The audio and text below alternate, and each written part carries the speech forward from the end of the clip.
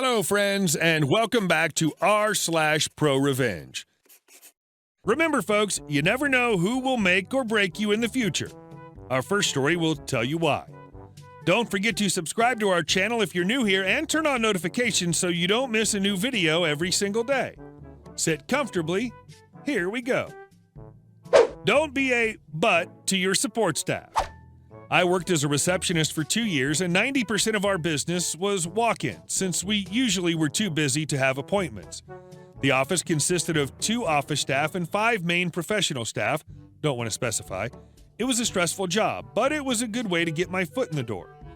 One particular professional looked down on the office staff and made our lives difficult every day. Examples include regularly telling us she wouldn't be seeing any customers due to headaches, would make passive-aggressive jokes and be upset when we didn't laugh because they weren't funny, trying to blame us when customers lied about what services they needed during check-in, calling the front desk to yell about how many customers are waiting. All the professionals had access to the electronic waitlist information, disappearing for chunks of time between customers to avoid seeing more customers, keeping customers checked in on the electronic list to avoid seeing more customers, would be busy with projects when it was their turn to work late, so we'd have to turn away customers. They never got fired because we had a hell of a union, so she was constantly on probation and did the bare minimum. I left that job a year ago and found another job within the same organization.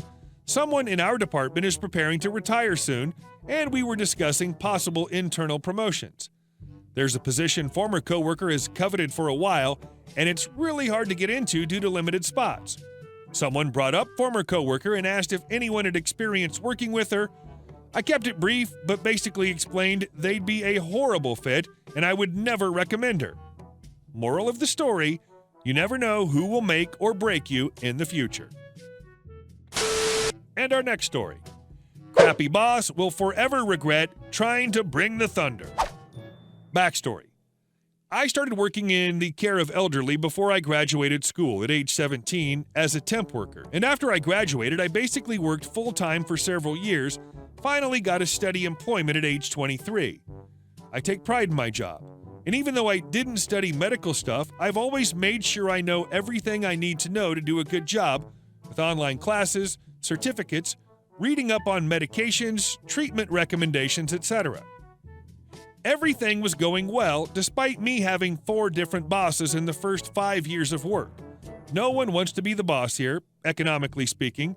It's a sinking ship, since it's government-run and dependent on tax money. Then, friendly boss, Lena, joins the story. She asked me to move over to a new department the state was now, by law, obligated to provide short-term care. She had previously run the emergency care unit at the local hospital, and she didn't take crap from anyone. She let us workers build up and run the department because, as any good boss should, she realized that we knew better what we were doing because we were doing it day to day and what worked best for us as long as we stuck within the laws, regulations, staff requirements, and budget, of course. Everything was amazing for almost 2 years. Every month, I did the schedules for all 15 of the workers. I did daily planning for all patients. I was in charge of all documentation and all new guidelines and protocols being implemented since the care provided was brand new in our area. Then the day of the great sadness came, when Lena declared she was leaving, since she'd been offered a job as the head chief of the local hospital.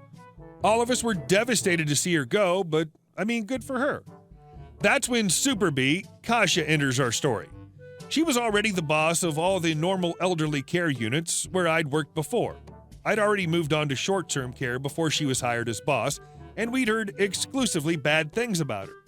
We heard she would always do what she thought was the right thing to do, which was almost exclusively wrong because she was underqualified, had no experience from the actual work, and was just a B in general. Our first staff meeting, she told us, either you're with me or against me, and the people who are against me, I drown in the local lake. Okay, great start. I then tried to explain to her that with our previous boss, we'd worked with trust, since Lena had an understanding that us workers actually know what works best in our own department, and Kasia instantly shut it down. No, I'm the boss, I set the protocols, I decide how my department is run. Me. Yeah, of course, But I'm just saying, we've been working like, no, I'm the boss, I'm in charge. So it began. Kasia started changing the schedules, the protocols, the staff requirements, the daily rehab schedule, the food schedule. Not joking, by the way. And she lowered the required medical competence to work in our unit. This means that there were people working with us who had no prior experience in the job, had no prior experience in the field, barely spoke the language, etc. Keep in mind, we had dementia evaluation, palliative care, end-of-life care, stroke rehabilitation, and so on. Kasia started to try and micromanage everything we did. Literally everything. She canceled all the activities we did for the whole business, like pub nights for the elderly, movie nights, summer cafe outdoors, walks, store visits, everything, all without cost to the business. She stated that we're no longer allowed to finish the schedules on our own and gave us 2 weeks less to finish them, which means we now have 1 week to input the schedule, try to settle it between us 15 people, and then hand it to her. She'd finish it and hand it to us the day before it went into effect, and 8 to 10 day shifts weren't covered. Or we were 6 people working the same weekend, supposed to be 3. So I told Kasia that I've been managing the schedule for years and was happy to keep doing it, and that she'd still have it 2 weeks early. No. I told her that our activities were 100% within paid hours and no strain on the day-to-day normal business, and we want to keep doing them. No. I told her that we prefer to keep doing things as we'd been doing them for years because it worked very well. No. Obviously, I was PO'd. So were my coworkers, but they never spoke up.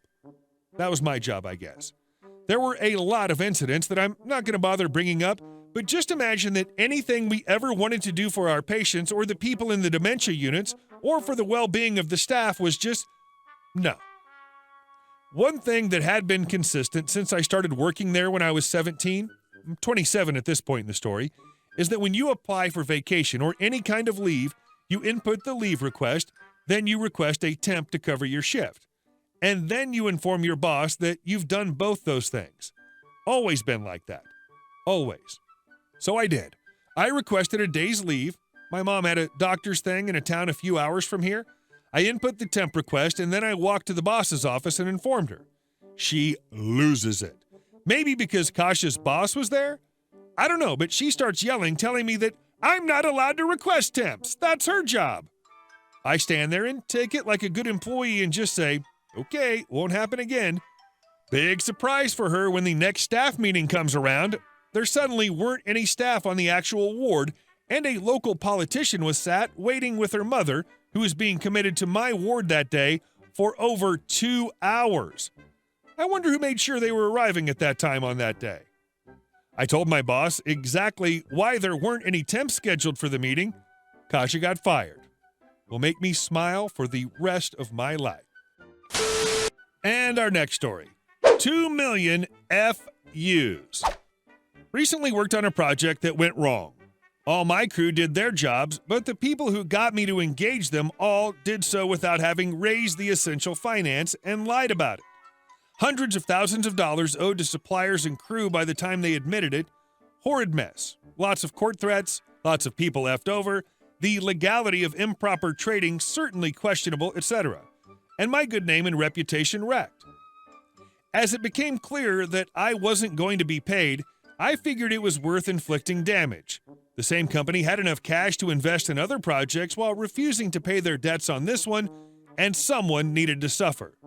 Quick shout to the tax office for starters, pointing out that some of the reported figures simply could not be correct and that they may choose to investigate. That's just good manners. The real meat was catching an investor in time. The investor was good for about $1.5 to $2 million. They were very excited to have reeled him in to cash flow their other projects. By absolute coincidence, a friend in the same industry was introducing this investor and happened to hear of this crash project and looked up the records and saw my name involved. We go a long way back. He called me to ask about what had happened. We had a long chat. It turned out someone we both knew was taking this investment to the company, had misrepresented the situation somewhat, and was due to make a personal $50,000 to $100,000 from hooking this investment. It was a lovely chat. Once we unpicked the maze of companies and who did what with whom and whose money, my old friend called the investor. This was on a Saturday. The paperwork was due to be signed on Monday. Effing killed the deal right through the heart with a stake. Millions of dollars of investment and tens of thousands of finder's fees all turned off in a single call. They don't know it was me, and never will, as they're very litigious, and it's effed them over admirably in a very small industry. And all due to the generosity of the gods getting an old friend to get in touch with perfect timing. And I'm not finished.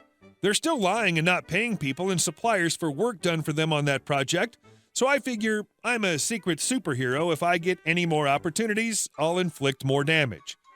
I can't myself ever let this one go, at least until every penny has been paid. Maybe a little longer to pay for my reputational damage too. And our last story. Bad AC contractor doesn't get away with it. This is a tale of revenge in progress through the legal system.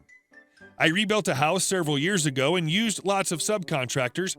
The worst was an AC guy who did a terrible job. I'll spare the details except to say that the entire system is nearly worthless. I had to pay other guys to fix his mistakes. I bought equipment from him that was never delivered. And I chased him around for 6 months trying to get him to complete his work. There were so many nights I couldn't sleep because he would make an appointment to come finish the work and just not show up. It's an odd 1960s modern house, and the ductwork was in a critical place where the work would be inaccessible later on, so had to be done perfectly. About 6 months after the job, I filed against him in small claims for damages. One of the carpenters who witnessed all this told the judge about it in court, and I got a final judgment against the AC contractor. Over the past 2 years, I've hauled him into court 3 times for failure to comply with court orders, providing information about his assets, etc. Each of those times, in my opinion, he should have been held in contempt, but the judge was ridiculously lenient. Fast forward to today. I've received the equipment I bought 2 years ago.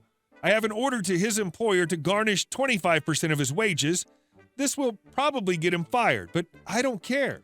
He put me through hell for 6 months, caused over $20,000 in damages, plus ongoing costs, electricity every month due to the system being 50% efficient. All of that would have been water under the bridge, but the whole time he was way too obvious about the fact that he saw me as a mark from the beginning, an inexperienced kid with some money to steal. Well, it's all catching up to him. Just be mindful that a lot of people loathe a garnishment so much they'll either quit or take some other job under the table, or they file bankruptcy to make it stop. Hey guys, thank you all for watching the video, and I'll see you in the next one.